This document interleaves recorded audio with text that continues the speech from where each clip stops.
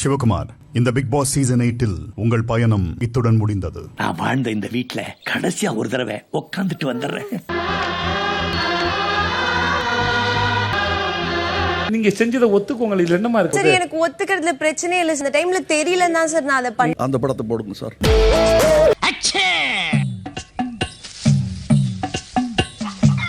அந்த டைம்ல தெரியலன்னா சார் நான் அதை பண்ண. மஞ்சரி போ. அந்த டைம்ல தெரியலன்னா சார் நான் அதை பண்ண. போயிட்டு ஏடி நான் இழுத்துட்டு தான் இருந்தேன். உன்னை வச்சிட்டு பிளாக் பண்ணு தானே நான் பாக்குறேன். நீ இந்த டைம்ல தெரியலன்னா சார் நான் அதை பண்ண. செக்கில ஆட்ன சுத்தமான உருட்டு. வணக்கம் my dear zonemates, welcome to Safi zone. நான் உங்க ஷெஃபி அண்ட் இன்னைக்கு நம்ம பார்க்க போறது பிக் பாஸ் சீசன் 8 உடைய டே 56 அண்ட் எபிசோட் 57 ஓட ரிவ்யூ தான். வீடியோக்குள்ள போறதுக்கு முன்னாடி யாராலும் சப்ஸ்கிரைப் பண்ணி மறக்காம சப்ஸ்கிரைப் பண்ணி சப்போர்ட் பண்ணுங்க. அப்படி பக்கத்துல இருக்க பெல்லைக்கான பிரஸ் பண்ணி ஆல் ஆப்ஷனை கொடுத்தீங்கன்னா நான் போற வீடியோ நோட்டிஃபிகேஷன் டான் டைமுக்கு வந்து சேர்ந்துரும். அண்ட் இந்த வீடியோ உங்களுக்கு உண்மையிலேயே பிடிச்சிருக்கு அப்படிங்கிற பட்சத்தில் ஒரு லைக் போட்டு சப்போர்ட் பண்ணலாம், தப்பெல்லாம் கிடையாது. அண்ட் உங்களுக்கு கருத்து இருந்துச்சுன்னா மறக்காம அது கமெண்ட் செக்ஷன்ல போட்டு விடுங்க, நான் போய் பார்த்து படிச்சுக்கிறேன். சரிடா, நீ சொல்றது எப்படி நான் நம்புறது? நான் உங்களை எப்படி நம்ப? பாஸ் கொஞ்சம் படுங்க. இவரை தாண்டிட்டேன், இதுக்கு மேல உங்க இஷ்டம். சண்டே எபிசோட்ஸ் வழக்கம் போல விஜய் சேதுபதி என்ட்ரியோட தான் எபிசோட் ஸ்டார்ட் ஆச்சு. உள்ள வரும்போது கையில ஒரு பொம்மையை கொண்டு வந்தாப்புல, அந்த பொம்மையும் பிச்சு கொண்டு வந்தாப்புல. என்னன்னு சொல்லி பார்த்தா, அழகான பொம்மையை கொடுத்து கேம் விளையாட சொன்னா அது எப்படி பிச்சு வச்சிருக்காங்க பாத்தீங்களா? இந்த பொம்மைக்கான நியாயத்தை இவர் யாரு கேட்பா? நான் தானே கேட்டாகணும். வாங்க உள்ள போலாம் அப்படின்னு சொல்லிட்டு வழக்கமா இல்லத்துல கூடிய செல்லம் சொல்லி சொல்லுவார் இல்லையா, இன்னைக்கு இல்லத்துல கூடிய ரவுடி செல்லங்களை போய் பார்க்கலாம் அப்படிங்கிற மாதிரி உள்ள போனாப்புல. இல்லத்தில் இருக்கும் ரவுடி செல்லங்களை சென்று பார்ப்போமா? அண்ட் நேரா உள்ள போனோம்னா இந்த பொம்மை டாஸ்க்கை பத்தி நீங்க என்ன புரிஞ்சுக்கிட்டீங்க அப்படின்னு சொல்லிட்டு ஃபர்ஸ்டா யார்கிட்ட நம்ம கேட்டாரு? பவித்ரா கிட்ட கேட்டாப்ல. ஏன்னா பவித்ராவோட இந்த கேமை யாராலையும் பெஸ்டா விளையாட முடியாதுடா அப்படிங்கிற அளவுக்கு சிறப்பா விளையாடி காமிச்சவங்க. ஓகே, அவங்களால எத்தனை பேரை அவுட் ஆக்க முடியுமோ அந்த அளவுக்கு அவுட் ஆக்கி விட்டாங்க. இத்தனைக்கும் அதெல்லாம் அவங்க தெரிஞ்சு பண்ணல, வேணும்னே பண்ணல. ஒரு பொம்மையை கையில வச்சுக்கிட்டு அவங்க பொம்மை யார்கிட்ட இருக்கு அப்படின்னு சொல்லிட்டு இப்படியே பார்த்துட்டே இருப்பாங்க. அப்புறம் அவங்கள போயிட்டு உள்ள போங்க உள்ள போங்க உள்ள போங்கன்னு சொல்லிட்டு அவங்கள பிடிச்சி உள்ள தள்ளி விட்டு அவங்க பொம்மை உள்ள போயிடுச்சான்னு சொல்லி எட்டி பார்க்கறதுக்குள்ள அந்த ஸ்லாட் ஃபுல்லா ஃபில் ஆயிருமா? ஐயோ, உங்க பொம்மையை என்னால வைக்க முடியாம போயிடுச்சு, எனக்கு ரொம்ப கில்ட்டியா ஃபீல் ஆகுது அப்படிங்கிற ஒரு ஆக்டிங் போடுவாங்க. மஞ்சரி போ. ஆக மொத்தல பவித்ரா கேம்ன்ற பேர்ல ஒன்னு ஆடிட்டு கடைசியா கொடுத்த ஆக்டிங்லாம் ஆஸ்கார் குர்ரா ட்ரம்ப் ஆஸ்கார் குர்ரா அப்படிங்கிற அளவுக்கு பெர்ஃபார்மன்ஸ் பண்ணிட்டு இப்போ இந்த கேமை பத்தி அவங்க எப்படி எக்ஸ்பிளைன் பண்றாங்க அப்படின்னா, நம்ம கையில் ஒரு பொம்மை கிடைக்குது அப்படின்னா அந்த பொம்மையை கொண்டு போய் உள்ள வச்சிரணும் சார், அடுத்தவங்களுக்காக நம்ம விளையாடக்கூடிய கேம் சார் அப்படிங்கிற அளவுக்கு வாயே கூசாம எக்ஸ்பிளைன் பண்ணிட்டு இருக்காங்க. மத்தவங்களுக்காக நம்ம கேம் விளையாடணும். அதை கேட்டு விஜய் சேதுபதிக்கே சிரிப்பு தாங்கல. ஏமா அப்படி முழுக்க முழுக்க அடுத்தவங்களுக்காக தான் கேம் விளையாடியா அப்படின்னு சொல்லி கேட்டா கொஞ்சம் கூட யோசிக்கலையே. ஆமா சார் அப்படின்னு சொல்லிட்டு ரொம்ப கான்பிடண்டா சொல்லிட்டு இருக்காங்க. இன்னொருத்தரை காப்பாத்துறதுக்கு தான் நீங்க விளையாண்டீங்க. ஆமா சார். Very good. அப்ப விஜய் சேதுபதி பார்த்தா சூப்பர்மா கேம்னா இப்படிதான் இருக்கணும் அப்படிங்கிற மாதிரி பயங்கரமா பாராட்டி விட்டுட்டு இப்ப நீ உட்காருமா உன அப்புறமா டீல் பண்றேன் அப்படின்னு சொல்லிட்டு அடுத்த டாபிக்கா இந்த கேம் வந்து குரூப்பா விளையாடி இருப்பீங்க இல்லையா, மொத்தம் எத்தனை குரூப் அப்படின்னு சொல்லி கேட்ட உடனே ஃபர்ஸ்டா முத்துக்குமரன் நினைச்சாப்ல. நானு, தீபக், ராணவ், மஞ்சரி, சாச்சனா, ஆனந்தின்னு சொல்லிட்டு மொத்தமா 6 பேர் இருந்தோம் சார். இந்த குரூப்புக்கான பேர் என்ன அப்படின்னு சொல்லி பாத்தீங்கன்னா ஆதரவற்றோர் குழு அப்படிங்கிற மாதிரி சொன்ன விஜய் சேதுபதி சொல்றாப்ல. ஏண்டா 6 பேர் மாறி விளையாடுறீங்க, கேட்டா ஆதரவற்றோர் தான் சொல்றீங்க. ஆதரவற்றோர் குழு சார். 6 பேர் ஒருத்தருக்கு ஒருத்தர் ஆதரவற்றோர். அண்ட் நெக்ஸ்ட் குரூப் என்ன அப்படின்னு சொல்லிட்டு சத்யாடி கேட்கும்போது சத்யா, விஷால், அருண், சிவா, அன்ஷிதா, தர்சிகான்னு சொல்லிட்டு நாங்களும் ஒரு 6 பேர் இருந்தோம் சார். அண்ட் எங்க குழுக்கான பேர் வந்து தானா சேர்ந்த கூட்டம் சார் அப்படிங்கிற மாதிரி சொன்னாப்ல. அது என்ன பேருன்னு சொல்லி கேட்டா, ஃபர்ஸ்ட் டே வந்து தனித்தனியா விளையாடிட்டு இருந்தோம், அப்புறம் கேம் இதுதான் சொல்லி புரிஞ்சதுக்கு அப்புறம் சரி வாங்க நம்மளா சேர்ந்து விளையாடுவோம் சொல்லி சேர்ந்தோம் சார், அதனால தான் இது தானா சேர்ந்த கூட்டம் சார் அப்படிங்கிற மாதிரி சொல்லிட்டு இருந்தாப்ல. டீம் ஆப் மாறதுக்கு ஒரு நாள் இதுல விஷால் வேற நானும் ஆஸ்கார் லெவல் பெர்ஃபார்மன்ஸ்லாம் பண்ணுவேன் சார் அப்படிங்கிற பேர்ல சார் ஃபர்ஸ்ட் டே வந்து இந்த கேமே எனக்கு புரியல சார். அண்ட் இவங்க விளையாடுறதெல்லாம் வச்சு பார்த்து நைட் 2 பேர் உட்கார்ந்தாங்க இல்லையா, அவங்ககிட்ட உட்கார்ந்து பேசும்போது ஓ கேமே இப்படிதானா அப்படிங்கிற மாதிரி புரிஞ்சுக்கிட்டு நான் செகண்ட் டே சார் கேமே விளையாட ஆரம்பிச்சேன் அப்படிங்கிற மாதிரி பேசின உடனே முத்துக்குமரன் நெஞ்சு சொன்னாப்ல, சார் அப்படிலாம் கிடையாது, அவனுக்கு ஃபர்ஸ்ட் டேவே கேம் புரிஞ்சிருச்சு, அவன் வந்து 2வது ரவுண்ட்லயே 3வது ரவுண்ட்லயே என்னுடைய பொம்மையை எடுத்து வச்சுக்கிட்டான், நான் எங்க இருக்குன்னு சொல்லி பார்க்கும்போது அவன் கையில இருந்துச்சு, இப்போ உனக்கு என்னடா வேணும்னு சொல்லி கேட்டா என் பொம்மையை தூக்கி உள்ள வை, நான் உன் பொம்மையை உள்ள வைக்கிறேன் அப்படிங்கிற மாதிரி சொன்னா, அப்புறம் நான் அதுக்கு ஒரு ஆளை பிடிச்சி அவன் பொம்மையை எடுத்து கொடுத்து உள்ள வச்சதுக்கு அப்புறம் தான் சார் பொம்மையை உள்ள வச்சான், கேட்டா கேம் புரியலன்னு சொல்லி சொல்றான் சார் அப்படிங்கிற மாதிரி சொல்ற உடனே விஜய் சேதுபதி கேட்கிறாப்ல, ஏன்பா கேமே புரியாம தான் இப்படி ஒரு கேம் விளையாடுனியா அப்படின்னு சொல்லி கேட்டா ஆமா சார்ங்கறான். உங்களுக்கு புரியாம தான் நீங்க இந்த விளையாட்டு விளையாண்டுருக்கீங்க, கரெக்ட் தானே? அத பாக்கும்போது முத்துக்குமரன் இவ்வளவு தெளிவா எக்ஸ்பிளைன் பண்ணதுக்கு அப்புறமா கூட எனக்கு கேம் புரியலன்னு சொல்லிட்டு நீ அதே ஸ்டாண்ட்ல நிக்கிற அப்படின்னா வீக்கெண்ட் எபிசோட்ல ஒரு சாட்சனாடா பல சாட்சனாக்கள் உருவாக்குறீங்களான்ற மாதிரி தான் இருக்கு. மத்தவங்களுக்கு புரியும். அப்புறமா இந்த கோவா கேங் எஞ்சி நிக்க சொன்னார். ரஞ்சித் சார் எஞ்சி நானும் கோவா கேங் தான் அப்படிங்கிற மாதிரி நின்று இருந்தாரு. அதை பார்க்கும்போது செம காமெடியா இருந்துச்சு. அங்க இருக்கிற ஜெப்ரியே கன்ஃபியூஸ் ஆயிட்டான்.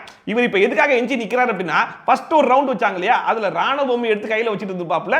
ஜாக்லின் வந்து கேட்ட உடனே கொடுத்துட்டு அதுக்கப்புறம் தர்ஷிகா பொம்மையை வாங்கி வச்சிருப்பார் இல்லையா. கடைசி வரைக்கும் தர்ஷிகா பொம்மை உள்ள போகாம வெளியே நின்று இருந்திருப்பார். இந்த குழப்பத்தினால அவரு கோவா கேங்கா மாறிட்டேன், நானும் கோவா கேங் தான் அப்படிங்கிற மாதிரி சொல்றதுக்காக நின்று இருந்திருப்பாரு போல இருக்கு. அப்ப வந்து விஜய் சேதுபதி கேட்கறாப்ல, நீங்க எப்போ கோவா கேங்ல வந்தீங்க அப்படின்னு கேட்டா, சார் ஃபர்ஸ்ட் 9 ரவுண்ட் வந்து நான் பவித்ரா கூட தான் சார் விளையாடிட்டு இருந்தேன் அப்படிங்கிறோன்னே, இது பவித்ரா உங்க கூட்டத்தில் இருக்காங்களா, அப்ப தானா சேர்ந்த கூட்டத்தில் இருந்தாங்களா அப்படின்னு சொல்லி கேட்டா, அவங்க இருக்கிற எல்லா கூட்டத்திலும் இருக்காங்க போல இருக்கு. ரஞ்சித் சாரோட ஒரு கேம், அன்சிதா கூட ஒரு கேம், தானா சேர்ந்த கூட்டம், அப்புறம் ஆதரவற்ற குழுன்னு சொல்லிட்டு இருக்கிற எல்லா குழுலையும் போயிட்டு அவங்களால முடிஞ்ச அளவுக்கு எத்தனை பேரை அவுட் ஆக்க முடியுமோ அத்தனை பேரையும் அவுட் ஆகியிருக்காங்க. இந்த பவித்ரா மட்டும் 9 ரவுண்ட் வரைக்கும் நாங்க 2 பேரும் தான் சார் ஒண்ணா. அதுக்கு விஜய் சேதுபதி பவித்ராவை கலாய்க்கிறதுக்காக பரவாயில்லையுமா எல்லா கேங்லயும் போய் சேர்ந்து விளையாடுறா, ஆனா கடைசி வரைக்கும் ஓம் பொம்மையை சேவ் பண்ணணும் விளையாடல, அடுத்தவங்க பொம்மையை போய் சேவ் பண்ணணும் விளையாட்டுக்கேமா அப்படிங்கிற மாதிரி கலாய்ச்சி விட்டாரா. ஆனா அது ஆர்ஜே ஆனந்திக்கு புரியல.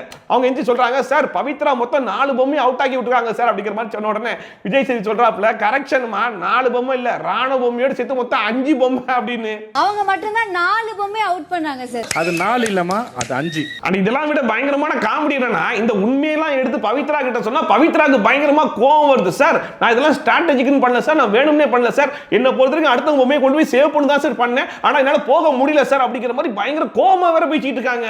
ஆனந்தி அவுட் பண்றதுக்கு என்ன ஸ்ட்ராட்டஜி யூஸ் பண்ணீங்க? சார் ஸ்ட்ராட்டஜினே நீங்க சொல்லிதான் சார் தெரியுது. அத பாக்கும்போது ஏமா இத்தனை கேமரா இருக்கு, நீ கேம்ல பண்ண மொத்த பித்தலாட்டத்தையும் வெளிய இருந்து மக்கள் எல்லாரும் தெளிவா பார்த்துட்டாங்க, இருந்தாலும் உன்னால எப்படிமா இவ்வளவு கான்ஃபிடன்ஸா பேச முடியுது, இருந்தாலும் எனக்கு ஓரளவுக்கு கான்ஃபிடன்ஸ் வேணுமான்ற மாதிரி தான் இருந்துச்சு. இத்தனைக்கும் கடைசி ரவுண்ட்ல மஞ்சரி பொம்மையை கொண்டு போய் உள்ள வச்சிட்டு அதுக்கப்புறம் பவித்ரா பொம்மைக்காக ஒரு சண்டை போட்டிருந்தா கூட பரவாயில்ல. ஆனா கடைசியில இவங்க உள்ள போயிட்டு மஞ்சரி பொம்மை வைக்காம வெயிட் பண்ணிட்டு அங்க போயிட்டு பவித்ரா பொம்மையை உள்ள வைக்க சொன்னது இவங்க தான். இருந்தாலும் இவங்க வந்து அடுத்தவங்களுக்காக தான் விளையாடுனாங்களாம், வேணும்னே எதுவுமே பண்ணலையா. இவங்க கிட்ட ஸ்ட்ராட்டஜினே ஒண்ணு கிடையாதாமா. அப்பயும் விஜய் சேதுபதி சொல்றாப்ல, இல்லம்மா இதெல்லாம் பார்ட் ஆஃப் த கேம் தாமா, நீ ஸ்ட்ராட்டஜி எல்லாம் பண்ணலாம் தப்பு கிடையாதுமா அப்படிங்கிற மாதிரி சொன்னாலுமே, சார் நான் வேணும்னே பண்ணல சார், யாரையுமே வேணும்னு அவுட் ஆக்கல சார், இதோட ஸ்ட்ராட்டஜியே கிடையாது சார் அப்படிங்கிற மாதிரி சொன்ன உடனே விஜய் சேதுபதி கேட்கறாப்ல, சரி ஓகேமா கடைசி ரவுண்ட்ல 2 ஸ்லாட் ஃப்ரீயா இருந்துச்சு, நீ என்ன பண்ணிருக்கணும், மஞ்சரி பொம்மையை உள்ள வச்சுட்டு இன்னொரு ஸ்லாட்டை பிளாக் பண்ணிருக்கணும், சிவாவை வைக்க விடாம. ஆனா நீ என்ன பண்ண, அந்த ஸ்லாட்ல சிவா பொம்மையை வைக்க விட்டுட்டு ஒரு ஸ்லாட்டை மட்டும் நீ ஃப்ரீயா வச்சுக்கிட்டு அதுலயும் நான் மஞ்சரி பொம்மையை வைக்க மாட்டேன், மஞ்சரி உள்ள வர வரைக்கும் நான் வெயிட் பண்ணி அதுக்கப்புறமா என் பொம்மையை தான் உள்ள வைக்க சொல்லுவேன் அப்படின்னா அதுக்கு பேர் ஸ்ட்ராட்டஜி கிடையாது அப்படின்னு சொல்லி கேட்டா, உங்க கையில இந்த மஞ்சரி பொம்மை வச்சு மஞ்சரி தான் நீங்க காப்பாத்திருக்கணும். ஆமா சார் காப்பாத்திருக்கணும். அதுக்கு பவித்ரா சொல்றாங்க, ஆமா சார் அந்த இடத்துல மஞ்சரி பொம்மையை உள்ள வச்சிருக்கணும், அந்த இடத்துல எனக்கு தோணாம போயிடுச்சு, நான் உள்ள வைக்காது தப்பு தான் சார் அப்படிங்கிற மாதிரி பேசிட்டு இருக்காங்க. அம்மா அந்த தப்புக்கு பேர் தாமா நீ வேணும்னே விளையாடுற, ஸ்ட்ராட்டஜி பண்ணி விளையாடுற அப்படிங்கிற மாதிரிலாம் சொல்றாருன்னு சொல்லி சொன்னா அதை அக்செப்ட் பண்ணிக்க மாட்டாங்க. சார் நான் வந்து பண்ணுன்னு சொல்லி அக்செப்ட் பண்ணிப்பேன் சார், நான் அடம் பிடிக்கிற ஆள்லாம் கிடையாது சார், ஆனா அந்த இடத்துல நான் வேணும்னே பண்ணல சார், ஸ்ட்ராட்டஜிலாம் பண்ணல சார், என்னோட கேமை தான் சார் விளையாடுனேன், நான் நேர்மையா தான் சார் விளையாடுனேன் அப்படிங்கிற மாதிரி பயங்கரமா பேசிட்டு இருக்காங்க. அது பேர் தப்பு கிடையாது, அது பேர் ஸ்ட்ராட்டஜி. ஸ்ட்ராட்டஜினா நான் ஒத்துப்பேன் சரி. ஆக மொத்தத்துல இங்க பவித்ரா அவங்க பண்ண தப்பையும் அவங்க அக்செப்ட் பண்ணிக்கல. ஆனா அவங்க என்ன சொல்ல வராங்க அப்படின்னா, நான் எவ்வளவு நேர்மையா இந்த கேமை நான் விளையாடுனேன், ஆனா நான் விளையாடின மொத்த கேமையும் கொச்சப்படுத்துற மாதிரி நீங்க பேசுறீங்க சார், இந்த மாதிரி பண்ணாதீங்க சார் அப்படிங்கிற மாதிரி மொத்த பழியும் தூக்கி விஜய் சேதுபதி மேல இவங்க போட்டுட்டு இருக்காங்க. இந்த இடத்துல விஜய் சேதுபதி ஆக்சுவலா என்ன பண்ணிருக்கலாம் அப்படின்னா, சரி ஓகேமா நீ என்னென்ன மாதிரியான ஸ்ட்ராட்டஜி பண்ண, எந்த மாதிரியான ஒரு கேம் விளையாடுன அப்படிங்கிறதுக்கு ஒரு சின்ன குறும்படம் போட்டு காமிக்கலாம். அந்த குறும்படத்தை பார்த்ததுக்கு அப்புறமா நீயே சொல்லு, உன் கூட இருக்கிற ஹவுஸ்மேட்ஸே சொல்லட்டும் நீ ஸ்ட்ராட்டஜி பண்ணியா இல்லையா அப்படின்னு சொல்லிட்டு ஒரு குறும்படத்தை மட்டும் போட்டு விட்டுருந்தான்னு வைங்களேன், செம்மையா இருந்திருக்கும். ஏன்னா இந்த இடத்துல அவங்க பண்ண தப்பையும் அக்செப்ட் பண்ணிக்க மாட்டாங்க, பழியும் தூக்கி விஜய் சேதுபதி மேல போடுறாங்க.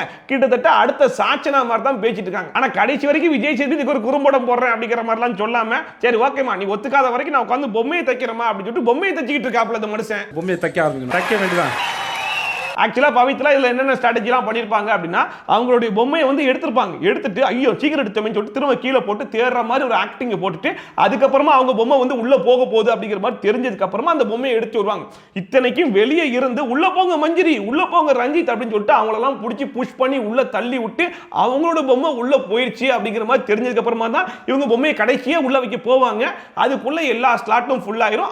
ஐயோ என்னால வைக்க முடியாம போச்சு, எனக்கு ரொம்ப கில்ட்டா ஃபீல் ஆகுது அப்படிங்கிற மாதிரி ஆக்டிங் போட்டு கடைசி ரவுண்ட்ல தெரிஞ்சோ தெரியாமையோ இவங்க உள்ள போனோடனே அப்படியே பச்சையா மாட்டிக்கிட்டாங்க. இப்ப அத ஒரு கேள்வியை கேட்டா அதுக்கும் ஒரு ஆக்டிங் போறது மட்டும் இல்லாம கடைசி வரைக்கும் நான் வந்து அப்படி ஒரு கேமே ஆடல சார், நான் விளையாடுறது வந்து ரொம்ப ரொம்ப நேர்மையான கேம்னு வர பேசிட்டு இருக்காங்க. சரி ரைட், அவங்க தான் குறும்படம் போடல, இவங்க பண்ண பித்தலாட்டத்துக்கு நம்ம ஒரு குறும்படம் போடுவோமா? அந்த படத்தை போடுங்க சார்.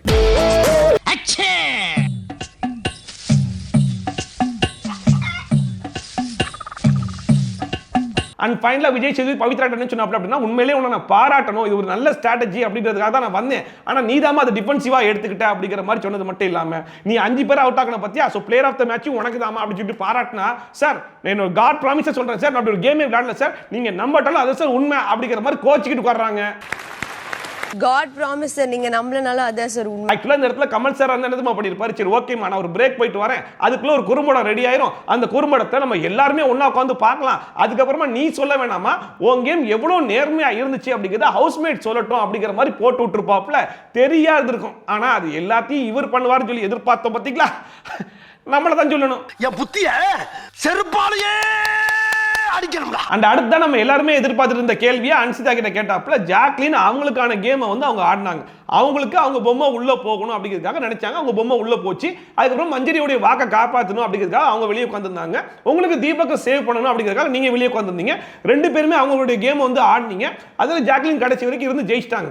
இதுல ஜாக்லின் எந்த இடத்துலயுமே தப்பு பண்ண மாதிரி எனக்கு தோணல, ஆனா நீங்க வந்து ஜாக்லின் மேல பழியை போடும்போது எனக்கு தப்பா தோணுச்சுமா, ஏன் அப்படி பண்ணீங்க அப்படிங்கிற மாதிரி கேட்டாப்ல. நியாயமான கேள்விப்பா அப்படிங்கிற மாதிரி தான் நம்மளுக்கும் தோணுச்சு. ஆனா அன்சிதா அந்த இடத்துல ஒரு பதில் சொல்ல வராங்க, சொல்ல வரும்போதே இல்லம்மா கரெக்டா சொல்லுமா, நான் என்ன கேள்வி கேட்கறேன்றது உனக்கு புரியுதாமா அப்படிங்கிறாப்ல. அப்புறமா அவங்க ஆரம்பிக்கிறாங்க, சரி ஓகேமா நீ பேச்சு நான் பொம்மையை தைக்கிறேன்னு சொல்லிட்டு தச்சுக்கிட்டு இருக்காப்ல. கடைசி வரைக்கும் அன்சிதா என்ன சொல்ல வராங்கன்றதே இவர் கேட்கல, அவங்க என்ன வேணா சொல்லட்டுமே, அவங்க சொன்னதுக்கு அப்புறமா அதை ரிசீவ் பண்ணி நீங்க கவுண்டர் கொடுத்தாதான் நல்லா இருக்கும். ஆனா அவங்கள சொல்லவே விடாம நான் பொம்மையை தைக்கிறேன், நான் பேசுறது எனக்கு புரியல, நாங்க என்ன கேட்கறீங்க, நீங்க என்ன பேசுறீங்க, கடைசி நான் சொல்றது உனக்கு புரியுதாமா அப்படிங்கிற மாதிரி கேட்ட உடனே ஆமா சார் நான் பண்ணதா சார் தப்பு அப்படிங்கிற மாதிரி அன்சிதா சொல்லிட்டு உட்கார ஆரம்பிச்சிட்டாங்க. இல்லையா இல்ல நான் சொல்லல, அது ரைட் தான், அப்ப இல்லையே முடிஞ்சு போச்சு. ஆக்சுவலா Bigg Boss team Vijay Sethupathi போகும்போது சொல்லி அமுச்சு விட்டுருப்பாங்க போல இருக்கு, சார் கிடைக்கிற கேப்லலாம் அந்த பொம்மையை தச்சு கொண்டு வந்திருக்க சார் அப்படின்னு சொல்லிட்டு, அதனால ஃபர்ஸ்ட் பிரேக் விடுறதுக்கு முன்னாடி அந்த பொம்மையை தச்சிடணும் அப்படிங்கிற பிரஷர்ல தச்சிட்டு சரி ஓகேமா நான் பிரேக் போயிட்டு வரேமா அப்படின்னு சொல்லிட்டு கிளம்புன மாதிரி தான் இருந்துச்சு. பாருங்க மூஞ்சி ஒரு மாதிரி ஆயிடுச்சு. ஆக்சுவலா இதுல ஆச்சரியப்படக்கூடிய விஷயம் என்ன அப்படின்னு சொல்லி பாத்தீங்கன்னா, அன்றே கணித்தார் அவர், அன்றே கணித்தார் இவர்ன்ற மாதிரி நிறைய சொல்லுவாங்க இல்லையா, அதெல்லாம் பெருசா எனக்கு நம்பிக்கை கிடையாது. ஆனா சாண்டி சீசன்ல இந்த சீசன் 8ல வீக்கெண்ட் எபிசோடு எப்படி இருக்க போகுது அப்படிங்கறத அன்றே கணித்ததுக்காக சாண்டி நான் என்ன வரல சொல்றேன்னு நீங்க ஃபர்ஸ்ட் சொல்லுங்க, நீங்க அப்ப நான் சொல்றேன். நான் என்ன சொல்ல வரேன்னா நீங்க என்ன வேணா சொல்லுங்க, ஃபர்ஸ்ட் நான் சொல்ல வரது கேளுங்க. நீ என்ன சொல்ல வர்ற? ஃபர்ஸ்ட் நீங்க சொல்லுங்க. நான் என்ன சொல்ல வரேன்னா நீங்க சொல்ல வரத விடுங்க, ஃபர்ஸ்ட் நான் சொல்ல வரது கேளுங்க. நான் என்ன சொல்ல வரேன்னா ஆக்சுவலா வந்துட்டு நீங்க சொல்லுங்க, நீங்க என்ன சொல்ல நான் என்ன சொல்ல வரேனான்றத நீ கேட்கவே மாட்டீங்க. பாத்தீங்களா, இத பாக்கும்போது ஆமால இப்ப இருக்கிற வீக்கெண்ட் எபிசோட் அந்த மனுஷன் எப்பயோ கணிச்சிருக்கார்ல அப்படிங்கிற மாதிரி தோணுதா இல்லையா? ஆமா மறந்தே போச்சுடா. அந்த டாஸ்க் முடிஞ்சதுல இருந்து இப்ப வரைக்குமே அன்சிதா ஜாக்லின் கழுவி ஊத்திட்டு இருந்தாங்க இல்லையா, அதெல்லாம் எதுக்காக அப்படின்னா வீக்கெண்ட் எபிசோட்ல யாருக்கு பாசிட்டிவா வருதுன்றத பார்க்கலான்றதுக்காக வெயிட் பண்ணிருப்பாங்க போல இருக்கு. இப்ப அது அன்சிதாக்கு நெகட்டிவா வந்த உடனே ஜாக்லின் போய் பேசுறாங்க, உடனே எனக்கு கொஞ்சம் டைம் எடுக்கும்டி அதனால தான்டி அப்படிங்கிற மாதிரி உடனே பேட்சப் ஆயிட்டாங்க. அப்புறமா ரயன், ராணவன், ஜெஃப்ரி 3 பேர் எந்திரிங்க என்ன மேட்டர் அப்படின்னு சொல்லி கேட்டோம்னா ராணவ் சொன்னாப்ல, சார் எனக்கு வந்து ஜெஃப்ரியை ஹோல்ட் பண்ணி வைக்கணும்ன்றதா இன்டென்ஷனா இருந்துச்சு, தெரியாம கொஞ்சம் டைட் பண்ணிருப்பேன் போல சார் அப்படிங்கிற மாதிரி சொல்லிட்டு இருக்கும்போது விஜய் சேதுபதி கேட்டாப்ல, சரி எதுக்கு நீங்க வந்து பிட்டுக்குள்ள போனீங்க, பிட்டுக்குள்ள போக கூடாதுன்னு தெரியும்ல அப்படிங்கிற மாதிரி கேட்டோன்னே ஜெஃப்ரி தான் என்ன பிடிச்சி உள்ள இழுத்து விட்டான் அப்படிங்கிற மாதிரி சொன்ன உடனே ஜெஃப்ரி சொல்றான், சார் அதுவே நான் சொல்லி தான் சார் எனக்கு தெரியும் அப்படிங்கிற மாதிரி சொன்ன உடனே அப்படியே ஜெஃப்ரி சரி ஓகே ரயன் நீங்க வந்து பிடிச்சி இழுக்கவே இல்லையா அப்படிங்கிற மாதிரி கேட்ட உடனே அப்படியே கொஞ்சம் நேரம் யோசிச்சுட்டு இல்லன்னு தான் சார் நினைக்கிறேன் அப்படிங்கிற மாதிரி சொன்னாப்ல. இல்லையா அன்னைக்கு ரொம்ப கான்ஃபிடண்டா சொன்னீங்களே அப்படின்னு சொன்னோன்னே ஆமா சார் இல்ல சார் அப்படிங்கிற மாதிரி சொன்னாப்ல. சரி ரைட் அதுக்கு ஒரு சொல்யூஷன் சொல்லுவாப்ல, இல்லப்பா நீயும் அதுல இருந்திருக்க, நீயும் பிடிச்சி தான் உள்ள இழுத்து விட்டுருக்க அப்படிங்கிறதெல்லாம் இவர் சொல்லுவாருன்னு சொல்லி எதிர்பார்த்தா கடைசி வரைக்கும் அது சொல்லல. இல்லையா நினைக்கிறீங்களா? இல்ல சார் நீங்க இல்ல பண்ணல. Okay sir. ஏன்னா ஜெஃப்ரி கிட்ட எப்படி ஜெஃப்ரி நீ சொல்லுப்பா அப்படிங்கிற மாதிரி சொன்னா ஜெஃப்ரி சொல்றாப்ல ரொம்ப டைட்டா வந்து பிடிச்சிட்டான் சார், என்னால மூச்சு கூட விட முடியல சார், அதனால தான் பொம்மையை விடுறான்ற மாதிரி கத்திக்கிட்டு இருந்தேன். ஏண்டா அதாவது ரொம்ப மூச்சு கூட விட முடியல அப்படின்னா என்ன விடுறான்னு கத்திருந்தா கூட ஒரு நியாயம் இருக்கும்.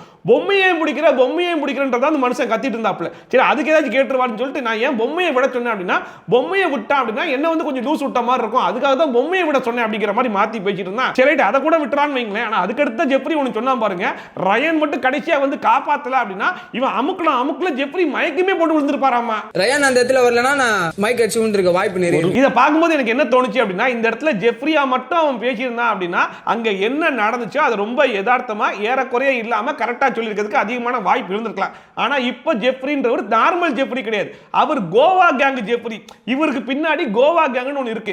இவரை காப்பாத்திக்கிறது மட்டும் இல்லாம பின்னாடி கூடிய கோவா கேங்கையும் சேர்த்து காப்பாற்றணும். இந்த இடத்துல ரயன் பண்ண வேலைக்கு எல்லோ கார்டு வரைக்கும் போறதுக்கான வாய்ப்புகள் இருக்கு அப்படிங்கறத நல்லா தெரிஞ்சுக்கிட்டு இப்ப அவரை வந்து காப்பாற்றணும் அப்படின்னா, நான் மயக்கம் போட்டு கீழே விழாம என்ன காப்பாத்தினதுக்கு காரணமே ரயன் தான் சார். அந்த இடத்துல மட்டும் ரயன் வந்து ராணுவ கழுத்தை பிடிச்சி அமுக்கி என்ன காப்பாத்தல அப்படின்னா நான் மூச்சு திணறி மயக்கம் போட்டே விழுந்திருப்பேன் சார். என்ன காப்பாத்தினதுக்கு all credits goes to Ryan sir அப்படிங்கிற மாதிரி பேசிட்டு இருக்காப்ல. ரயான் அந்த இடத்துல வரலனா நான் மைக் அடிச்சு விழுந்திருக்க வாய்ப்பு நிறைய இருக்கு.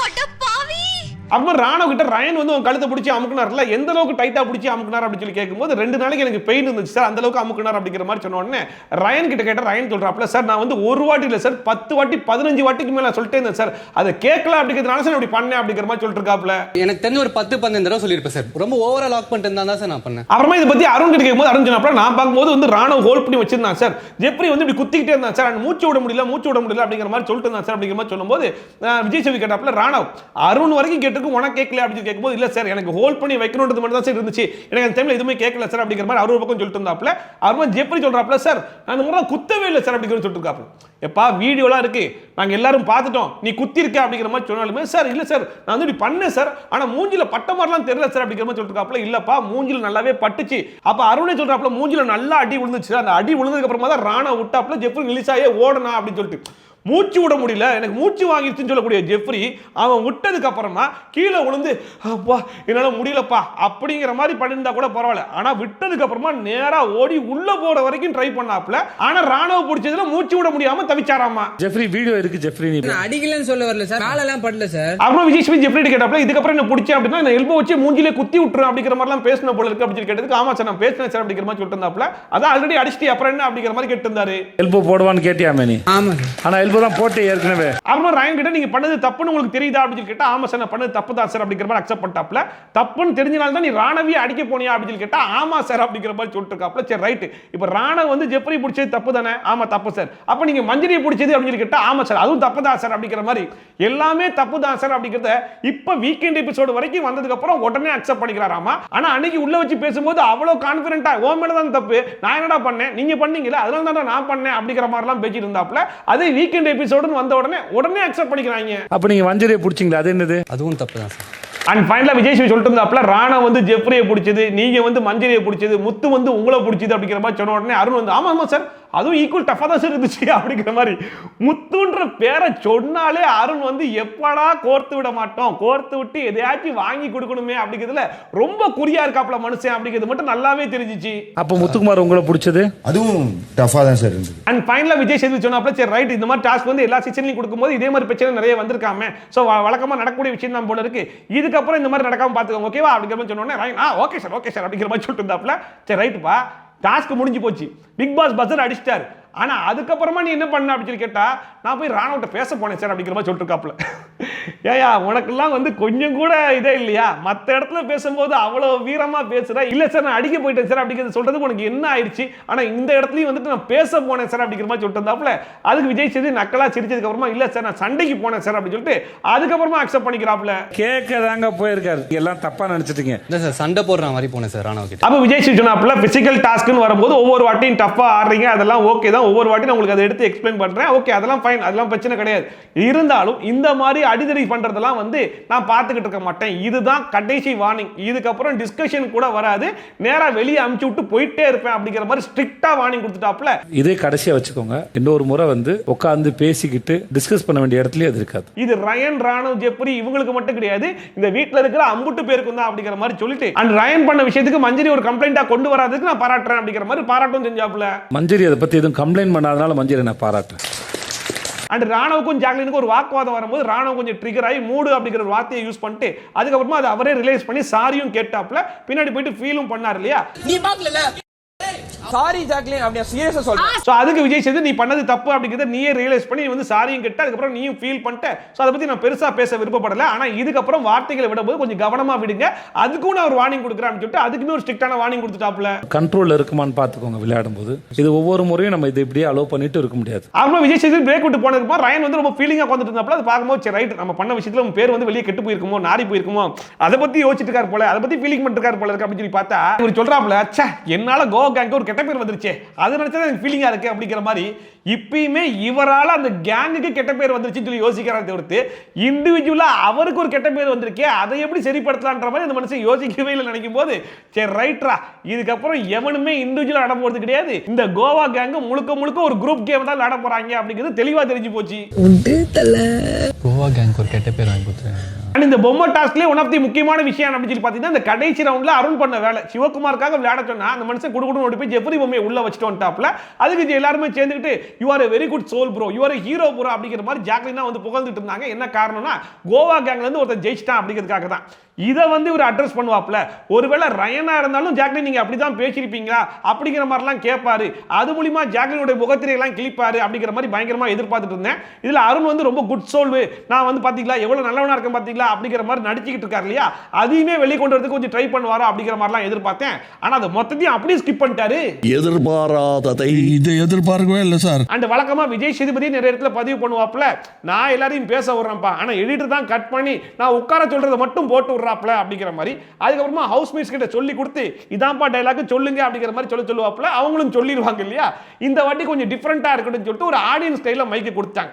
அவங்க சொல்றாங்க சார் நான் வெளியிருந்து பார்க்குற வரைக்கும் நீங்க பேச விடலன்றான்னு தோணுச்சு, ஆனா இங்க வந்து பார்த்ததுக்கு அப்புறமா தான் தெரியுது அவங்க தான் அப்படி பண்றாங்க சார். அண்ட் அது மட்டும் இல்லாம நீங்க சாட்சினாக்கு ரொம்ப ஃபேவரிசம் பண்றீங்கன்னு நினைச்சிக்கிட்டு இருந்தேன், ஆனா இங்க வந்து பார்த்ததுக்கு அப்புறம் தான் தெரியுது அப்படிலாம் கிடையாது சார் அப்படிங்கிற மாதிரி பேசிட்டு இருந்தாங்க.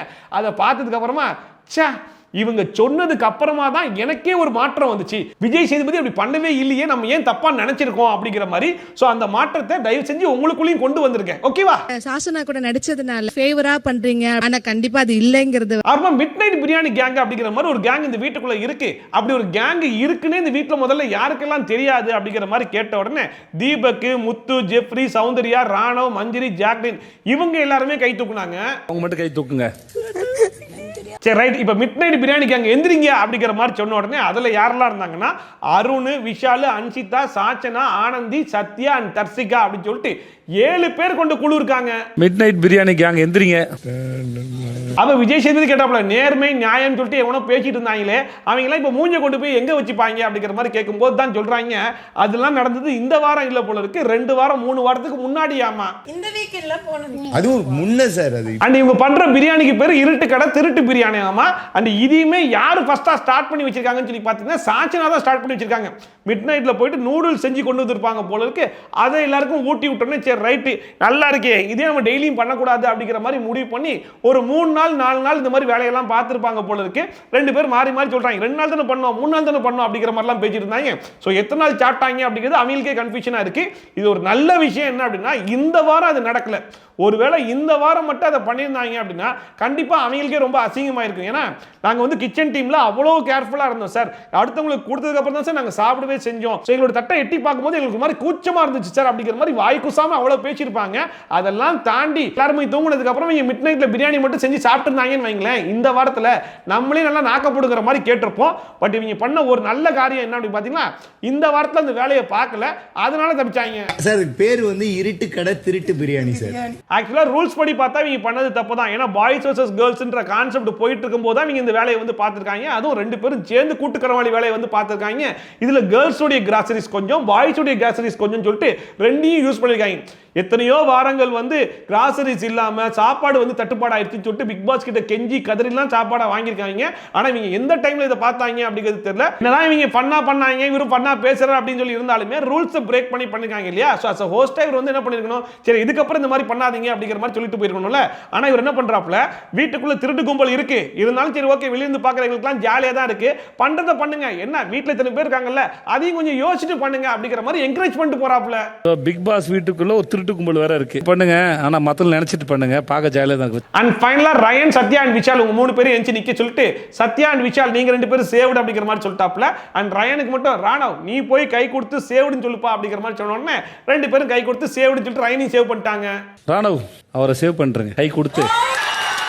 ஃபைனலாக இப்போ நாமினேஷன்ல மீதி இருக்கிற 4 பேர் யாருன்னு சொல்லி பார்த்தீங்கன்னா ஆனந்தி, சாச்சனா, ரஞ்சித் அண்ட் சிவகுமார். எப்பெல்லாம் ஆனந்தி நாமினேஷன்ல வராங்களோ கண்டிப்பா டேஞ்சர் ஜோன்ல வந்துடுறாங்க. அதே மாதிரி இந்த வாரமும் வந்துட்டாங்க. அண்ட் இந்த சாச்சனா புள்ளியும் வாரம் வருது. ஆனா கடைசி வரைக்கும் இவங்க அனுப்ப மாட்டாங்க அப்படிங்கிறது நல்லாவே தெரிஞ்சு போச்சு. டாப் 5ல நம்ம சாச்சனாவை பார்த்தோம்னு வைங்களேன், அதோட இந்த சீசனே குழி தோண்டி புதைச்சலான்ற அளவுக்கு சாச்சனாவை எந்த அளவுக்கு காப்பாத்தி கூட்டு வர முடியுமோ அந்த அளவுக்கு சிறப்பா காப்பாத்தி கூட்டு வந்துட்டு இருக்காங்க. சரி ரைட், இப்போ இவங்க 4 பேருக்குள்ள மாத்தி கேட்கும்போது சாச்சனா புள்ள நான் தான் போவேன்னு எனக்கே தோணுது அப்படிங்கிற மாதிரி அந்த புள்ள சொல்லுது. அதுக்கு ஆடியன்ஸ் சைட்ல பயங்கரமா கிளாப்ஸ் எல்லாம் பண்ணாங்க. அந்த பிள்ளைக்கே தோணினாலும் உனக்கு அப்படிலாம் தோணக்கூடாதுமா, உன்னை அவ்வளவு சீக்கிரம் வெளியே அனுப்பிச்சிட மாட்டோம், கண்டென்ட் பாதி நீ தான் கொடுக்குற அப்படிங்கிற மாதிரி சேவ் பண்ணிட்டே இருக்காங்க. நானே எனக்கு போவேன்னு ஒரு ஃபீல் இருக்கு சார். சரி ரைட், இப்போ இந்த எவிக்ஷன் ப்ராசஸை நான் பண்ண போறது கிடையாது, பிக் பாஸ் தான் பண்ண போறாரு. அதை முடிச்சுட்டு நேரா ஸ்டேஜுக்கு வந்திருக்கு அப்படிங்கிற மாதிரி விஜய் சேதுபதி கிளம்பிட்டாப்ல. அண்ட் இது வர பொம்மை டாஸ்க் அப்படிங்கிறதுனால பிட்டுக்குள்ள பாலு பொம்மையெல்லாம் போட்டு உங்களோட பொம்மை இருக்கான்னு தேடி பாருங்க, உங்க பொம்மை கிடைச்சிச்சுன்னா நீங்க சேவ்டு அப்படிங்கிற மாதிரி சொல்லிட்டாப்ல. ஸோ எல்லாருமே உள்ள போயிட்டு தேடும் போது சிவகுமார் பொம்மை மட்டும் கிடைக்கல, மற்ற 3 பேர் பொம்மை கிடைச்ச உடனே சிவகுமார் தான் இந்த வாரத்துடைய எவிக்ஷன் அப்படிங்கிறது தெரிஞ்சு போச்சு.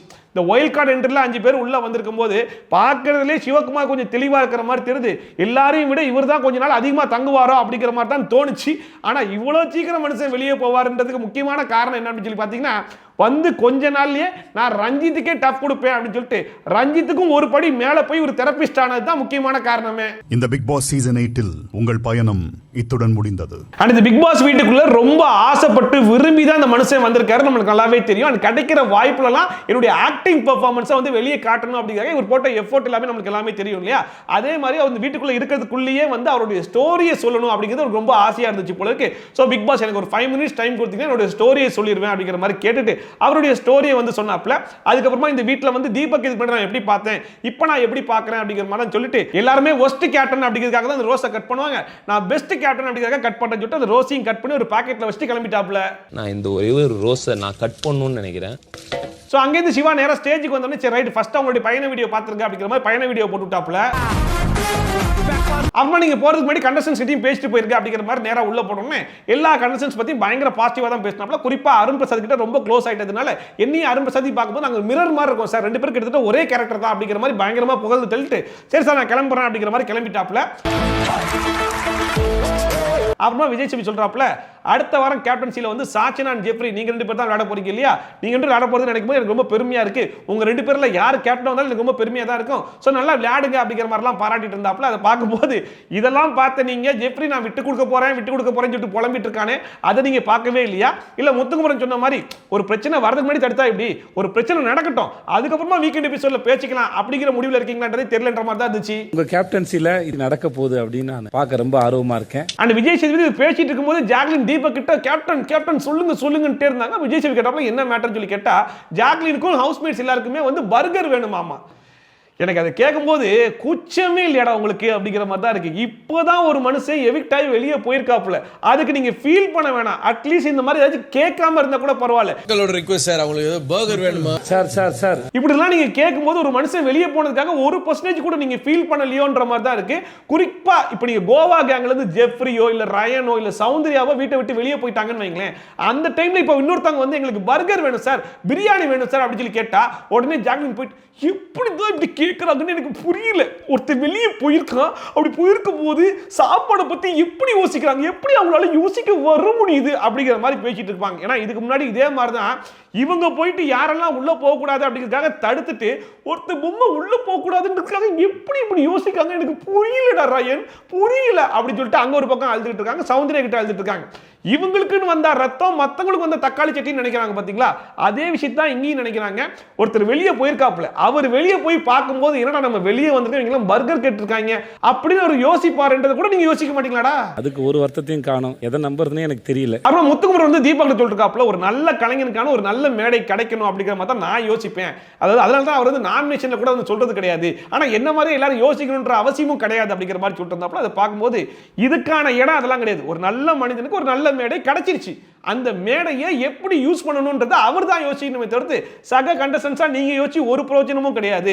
நல்லா விளையாடிட்டு இருந்தாப்ல, அதுக்கப்புறம் அவருடைய கேமை அவரே ஸ்பாயில் பண்ணிட்டாப்ல, அதனால அந்த மனுஷன் வெளியே போயிட்டாப்ல. இதுல நீங்க இவ்வளவு வருத்தப்படுறதுக்குலாம் ஒண்ணுமே இல்லை அப்படிங்கிற மாதிரி தான் இருந்துச்சு. அப்ப தீபக்கும் சொன்னாப்ல இது நம்ம எடுத்த முடிவுலாம் கிடையாது, அவர் நாமினேஷனுக்குள்ள போனாப்ல இது மக்கள் எடுத்த முடிவு அப்படிங்கிற மாதிரி சொல்லணும். ஆமாமா அது எனக்கு புரியுது அப்படிங்கிற மாதிரி சொல்லிட்டு இருக்காப்ல. எண்ட் ஆஃப் டே யார் டிசைட் பண்றாங்க? மக்கள் தான். அப்புறம் மக்கள் நம்ம கையில் ஒன்று. அண்ட் இப்பெல்லாம் முத்துக்குமரன் அவரை பத்தியே கொஞ்சம் அவரே ஃபீல் பண்ண ஆரம்பிக்கிறார் அப்படிங்கிறது நல்லாவே தெரிஞ்சிச்சு. அதாவது முத்துக்குமரன் ஒரு நல்ல பேச்சாளர் அப்படிங்கிற மாதிரி சொல்லிட்டு இருக்கும்போது நல்ல கைத்தட்டல் வந்துச்சு. இப்போ முத்துக்குமரன் ஏன் சுத்த விடுறீங்க அப்படின்னு சொல்லி கேட்கும்போது மக்கள் கைத்தட்டுறாங்க. இது ரெண்டையுமே நான் யோசிக்கிறேன் அப்படிங்கிற மாதிரி பேசிட்டு இருக்காப்ல. இப்போதைக்கு முத்துக்குமரனுடைய பெரிய பிரச்சனை என்ன அப்படின்னு சொல்லி பார்த்தீங்கன்னா சாச்சனா சொல்லிட்டு சாச்சனாக்கு நிறைய சப்போர்ட் பண்றது. மஞ்சரி ஏதாச்சும் ஒரு பிரச்சனைக்குள்ள போனாங்க அப்படின்னா மஞ்சரிக்கு சப்போர்ட் பண்ணிட்டு இவரும் கூடவே போறதுன்னு சொல்லிட்டு சில தப்புகளை வந்து பண்ணிட்டு இருக்காப்ல. முழுக்க யாரையும் நான் வந்து சப்போர்ட் பண்ண மாட்டேன். இந்த ரிலேஷன்ஷிப்பே எனக்கு தேவை கிடையாது. அன்பு ஜெயிக்கும் நம்புறியா இதெல்லாம் நம்பிக்கை கிடையாது. நான் முழுக்க நான் ஒரு இண்டிவிஜுவல் கேம் தான் விளையாடுவேன் அப்படிங்கிற மாதிரி முன்னாடி விளையாடிட்டு இருந்தாப்ல. அதே முத்துக்குமரன் மறுபடியும் விளையாடினா மட்டும்தான் இன்னும் கொஞ்சம் சுவாரஸ்யமா இருக்கும். அப்படி இல்லாம சாச்சனா பிள்ளைக்கு நான் சப்போர்ட் பண்ணுவேன், மஞ்சரிக்கு சப்போர்ட் பண்ணுவேன் அப்படின்னு நீங்க உள்ள போயிட்டே இருந்தீங்க அப்படின்னா உங்களுடைய கேம் தான் கொஞ்சம் ஸ்பாயில் ஆகுமோ அப்படிங்கிற மாதிரியும் தோணுது. ஏன் முத்துக்குமரன் சுத்துற அப்படின்னு கேட்கும்போது மக்கள் கை தட்டுறாங்க. ஆனா இதுக்கு முன்னாடி ஜெஃப்ரி வந்து ஜாக்லின் கிட்ட சொல்லும்போது ஜாக்லின் என்ன சொன்னாங்க?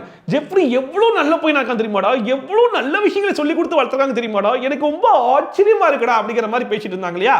ஆனா இப்போ சௌந்தர்யா ஜெஃப்ரி கிட்ட ஒரு கண்டஸ்டன்ட்டா ரொம்ப தெளிவா சொல்லிட்டு இருந்தாங்க, இது வந்து உனக்கு கிடைச்சிருக்கிற ஒரு வாய்ப்புடா.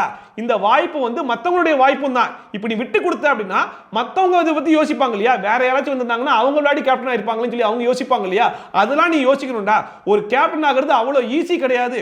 ஃபர்ஸ்ட் நீ ஒரு வாரம் ஃபுல்லாக நல்லா பெர்ஃபார்ம் பண்ணணும். அதை எல்லாரும் சொல்லணும். அதில் நீ பெஸ்ட் பெர்ஃபார்மரை செலக்ட் ஆகணும். அடுத்த வார கேப்டன்சி ராசியில் ஜெயிக்கணும். இதெல்லாம் ஜெயிச்சாதான் நீ கேப்டன் ஆக முடியும். இப்போ எனக்கு 2 ஆப்ஷன் இருக்கு.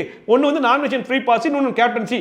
அதனால நான் விட்டு கொடுக்குறேன் அப்படின்னு சொல்லி முடிவெடுத்தேன் அப்படின்னா அது ஒரு பெஸ்ட் ஆப்ஷனா எனக்கு தோணுடா. நீ கேப்டன் ஆகணும்னு எனக்கு ஆசையா இருக்குடா அப்படிங்கிற மாதிரி சொன்னதுக்கு அப்புறமா தான் ஜெஃப்ரி வந்து கேட்கறாப்ல, சரி ரைட் உனக்கு வந்து நான் கேப்டன் ஆகணும்னு ஆசையா இருக்குன்னா நான் கேப்டன் ஆகுறேன் அப்படிங்கிற மாதிரி முடிவு கராப்ல. இப்போ 2 விஷயம் இருக்கு இல்லையா. ஜாக்லின் கிட்ட சொல்லும்போது ஜாக்லின் என்ன சொல்றாங்க, சூப்பர்ரா எப்பறம் அப்படி யோசிக்கிற, உன நல்ல விதமா வளர்த்துருக்காங்கடா அப்படிங்கிற மாதிரி பேசுறாங்க.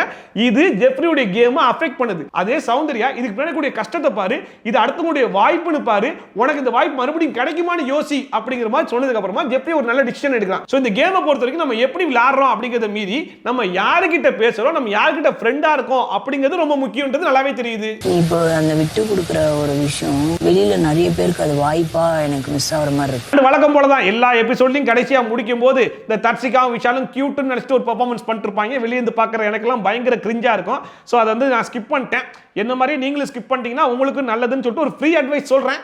கேட்டா கேளுங்க, கேட்டா போங்க. இந்த ஸ்கீம்குள்ள என்ட்ரா போறேன் பாத்தீங்களா, எஸ்கேப் ஆயிடுங்க. ஃப்ரீ அட்வைஸ் கேட்டா கேளுங்க, கேட்காட்டி போங்க. அதோட இன்னைக்கு எபிசோடு முடிஞ்சு போச்சு. இன்னைக்கு எபிசோடு பொறுத்த வரைக்கும் இன்ட்ரெஸ்டிங்கா இருந்துச்சா அப்படிங்கிற மாதிரி தான் இருக்கு. ஏன்னா ஸ்டார்டிங்ல பவித்ரா கிட்ட நீங்க கேட்ட கேள்விகள்லாம் நல்லா இருந்துச்சு. ஆனா அந்த பிள்ளை கடைசி வரைக்கும் ஒத்துக்கல அப்படிங்கும் போது நீங்க ஒரு குறும்படம் போட்டு தான் நல்லா இருந்திருக்கும். இந்த பொம்மை டாஸ்க்ல நீங்க கேட்ட கேள்விகள்லாம் நல்லா இருந்துச்சு.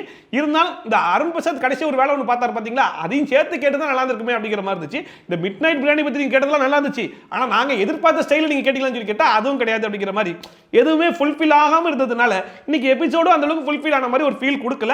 அண்ட் ஃபைனலா சாச்சனா புலியும் காப்பாத்தி சிவகுமார் அனுப்பிச்சுட்டிக்கு பாருங்க, அதுதான் பயங்கர ஹைலைட்டா இருந்துச்சு. இதே மாதிரி நீங்க கண்டினியூ பண்ணிட்டே இருங்க, இன்னும் பயங்கர சுவாரஸ்யமாயிரும். சோ இன்னைக்கு எபிசோட் பத்தினா உங்களுடைய கருத்து என்ன அப்படிங்கறத மறக்காம கமெண்ட் செக்ஷன்ல போட்டு விடுங்க. மீண்டும் சூப்பரான வீடியோ சூப்பரான ரிவ்யூ சூப்பரான ட்ரோல் உங்களுக்கு சந்திக்கலாம். Bye from Shafi, tata, bye bye and take care.